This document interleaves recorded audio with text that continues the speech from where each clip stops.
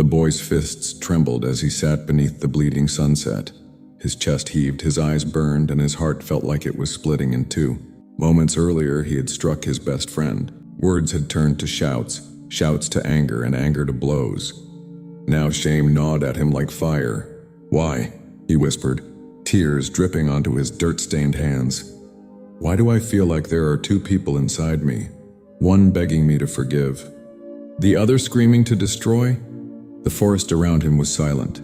Only the rustling of leaves answered him, until he heard footsteps. From the shadows emerged his grandfather, Alaric. His white beard glowed in the twilight, and his staff tapped the earth with steady rhythm. His eyes, old yet sharp, seemed to pierce the boy's very soul. Alaric sat beside him and asked gently, "What weighs on your heart, Elias?" The boy swallowed his tears. "I hate Jonah, grandfather, but I also don't. I want to forgive him, but I want to hurt him too. It's like there's a war inside me. Why am I like this?" The old man looked toward the horizon, his voice deep as the mountains themselves. "My child, inside every person there are two wolves. One is darkness, filled with anger, envy, pride, and hate. The other is light, filled with kindness, love, compassion, and peace. And they are always at war." Elias's heart raced. "But which wolf wins?" Alaric turned to him, his eyes like burning coals, and whispered, "The one you feed." Those words lodged themselves in Elias's soul like seeds buried in soil. All night he could not sleep. He lay awake, imagining two wolves pacing inside his chest, one with snarling teeth and glowing red eyes, the other calm, its fur white as snow. The next morning, Elias sought out his grandfather again. "Tell me more," he begged. "How do I feed the good wolf? How do I starve the bad one?" Alaric smiled faintly. "Ah, if only it were that simple.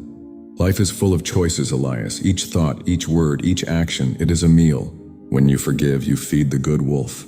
When you hold on to hate, you feed the dark. Both wolves are always hungry. You must decide who eats." That day, Alaric took Elias deep into the forest. The air was thick with pine, the sun flickering between leaves. After hours of walking, they came upon a small clearing where a bird lay with a broken wing. Alaric knelt. "Here is your first choice." Elias frowned. "It's just a bird." "Just a bird?" Alaric's voice hardened. "Even the smallest life has meaning. Now tell me, will you leave it to suffer feeding the wolf of indifference? Or will you help feeding the wolf of compassion?" Elias hesitated, then carefully lifted the trembling bird. Together they made a tiny splint from twigs and cloth, then placed it safely in a basket. As Elias watched the creature rest, warmth filled his chest, soothing the storm inside him. "Remember this feeling," Alaric said.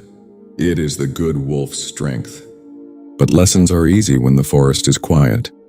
One afternoon, older boys mocked Elias. "Look at him," one sneered. The old man's little shadow, too weak to stand on his own. The others laughed, pointing. Shame burned in Elias's chest. The dark wolf snarled, "Show them your strength. Hit them, prove yourself." He took a step forward, fists clenched, then stopped. His grandfather's words echoed, "Each choice is a meal."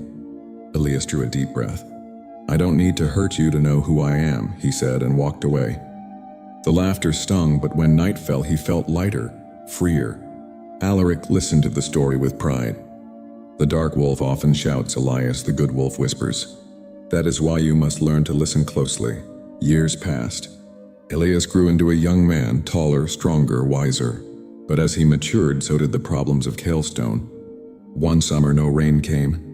Fields cracked. Rivers shrank. Hunger gnawed at every belly. Families who once shared bread now argued over drops of water. At a village meeting, chaos erupted. Voices clashed like swords. Fingers pointed. Threats flew. Alaric rose slowly, leaning on his staff. His voice cut through the noise. "Listen to me, friends. Inside us all are two wolves. Tonight, one of anger and blame, the other of patience and unity. Which one will we feed?" The villagers grew still, but doubt and hunger clouded their faces. Then Elias, now nearly a man, stepped forward. His voice shook, but his eyes blazed. "We cannot control the skies, but we can control ourselves. If we feed anger, we will tear Kalestone apart. If we feed compassion, we will survive together." Silence fell. Slowly, people began nodding. That night, instead of hoarding, the villagers pooled their food. The hungry ate. The weak survived.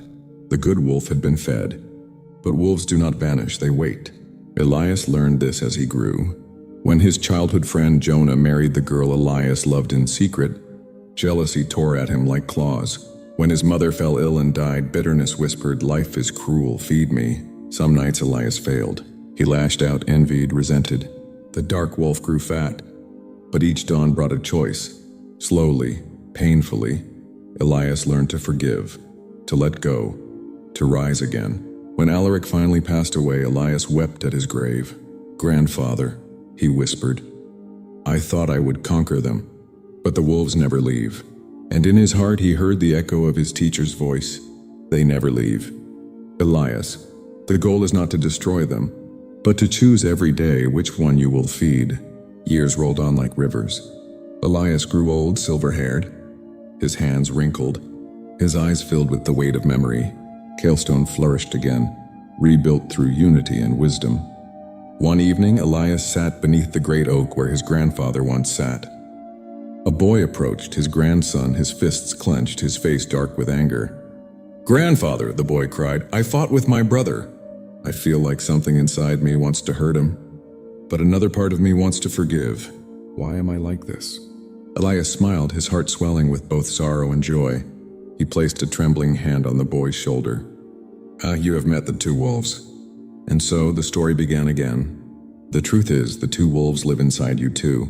Every insult you've ever wanted to return, every jealousy you've ever felt, every kindness you've ever shown, these are the meals you've been feeding. The wolves will never leave. They will fight until your last breath, but every choice is yours. So I ask you now, as Alaric once asked Elias, which wolf will you feed today?